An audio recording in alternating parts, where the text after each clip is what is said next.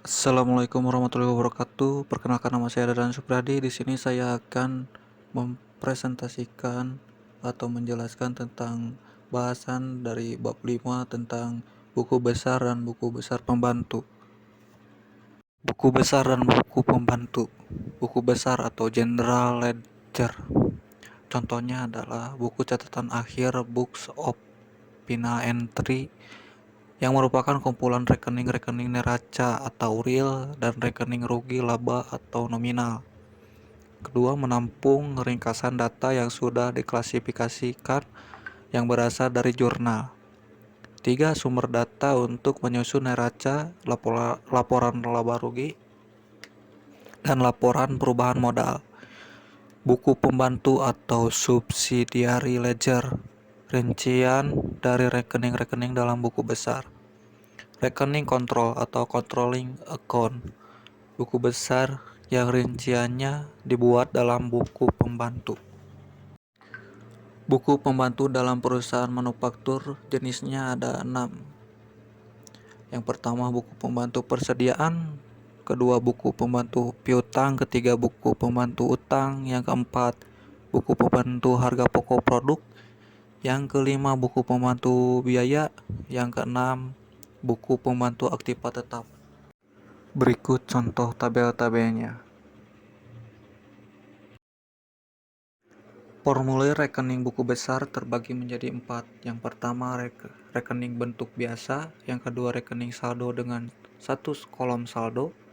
Yang ketiga, rekening saldo dengan 2 kolom saldo. Yang keempat, rekening dengan saldo lama dan saldo baru. Berikut contoh tabel-tabelnya.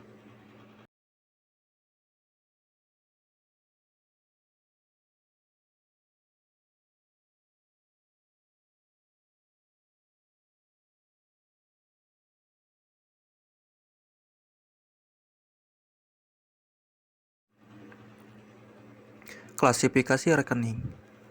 Berdasarkan laporan keuangan, rekening diklasifikasi sesuai dengan susunan dalam neraca, diklasifikasi sesuai dengan susunan dalam laporan rugi laba. Berdasarkan arus nilai. Klasifikasi atas dasar laporan keuangannya. Yang pertama, rekening buku besar dibagi neraca dan rekening rugi laba. Dua rekening neraca dibagi dalam kelompok aktiva, utang, dan modal. Yang ketiga, masing-masing kelompok dibagi dalam golongan aktiva, aktiva lancar, investasi Jepang. 3. Aktiva tetap berwujud. 4. Aktiva tetap tidak berwujud. 5. Aktiva lain-lain. Yang keempat, rekening rugi laba dibagi dalam kelompok penjualan HPP, biaya produksi, biaya penjualan, biaya administrasi, dan umum. 5. Masing-masing kelompok dibagi menjadi golongan, subgolongan, atau langsung ke rekeningnya. Yang keenam, memberikan kode kepada masing-masing rekening dalam klasifikasi. Kode merupakan suatu kerangka yang menggunakan angka atau huruf atau kombinasi angka dan huruf untuk memberi tanda terhadap klasifikasi yang sebelumnya telah dibuat. Untuk memudahkan proses pengolahan data, karena dengan kode data akan lebih mudah diidentifikasi. Syarat kode yang baik. Yang pertama, ada kode yang disusun perlu disesuaikan dengan metode proses data. Yang kedua, setiap kode harus mewakili hanya satu item sehingga tidak membingungkan. Yang ketiga, kode yang dipakai harus memudahkan pemakai untuk mengingatnya. Yang keempat, kode yang disusun harus fleksibel, artinya dapat dilakukan perluasan tanpa perubahan menyeluruh. Yang kelima, setiap kode harus menggunakan jumlah angka atau huruf yang sama. 6. Kode yang panjang perlu dipotong-potong untuk memudahkan mengingat, seperti 81555 15007 menjadi 81555150007. Yang ketujuh, dalam kode yang panjang perlu diberi kode yang merupakan cek digit, yaitu untuk mengecek kebenaran kode. Metode pemberian kode rekening. Kode angka atau alfabet urut 1 kas, 2 piutang, dan seterusnya.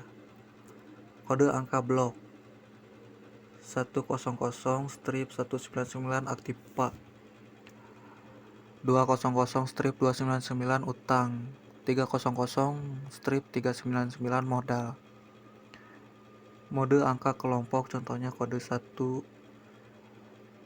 di kelompok aktiva, kode 2 di kelompok utang, kode 3 di kelompok modal, kode 11 aktiva lancar, dan seterusnya. Kode angka desimal. Kode 1 kelompoknya persediaan. Kode 1.1 kelompoknya persediaan bahan baku. Kode 1.1.1 kelompoknya persediaan kayu, dan seterusnya. Posting ke dalam rekening buku besar dan buku pembantu. Posting atau pembukuan. Proses sortasi dan pemindahan data ke dalam buku besar dan buku pembantu. Ada 4 metode posting. Yang pertama, metode tangan atau pen and ink. Rekonsiliasinya sebagai berikut. 2. Metode posting langsung atau direct posting dari buku pembantu. Rekonsiliasinya sebagai berikut.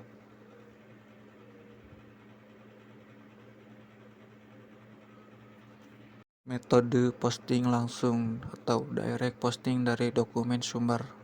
Rekonsiliasinya sebagai berikut.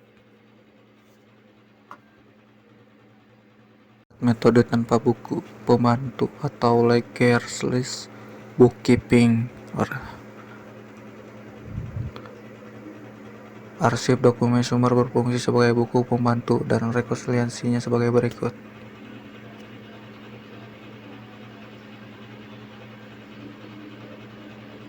Berikut contoh buku pembantu, rekening kontrol, dan jurnal yang berkaitan.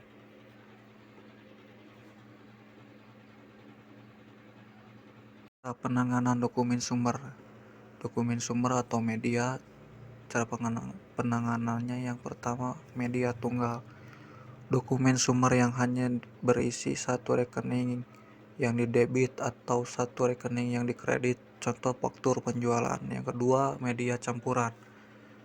Dokumen sumber yang berisi lebih dari satu rekening yang didebit atau lebih dari satu rekening yang dikredit, contoh bukti kas keluar. Sekian pemaparan resume dari saya. Mohon maaf bila banyak kesalahan. Wassalamualaikum warahmatullahi wabarakatuh.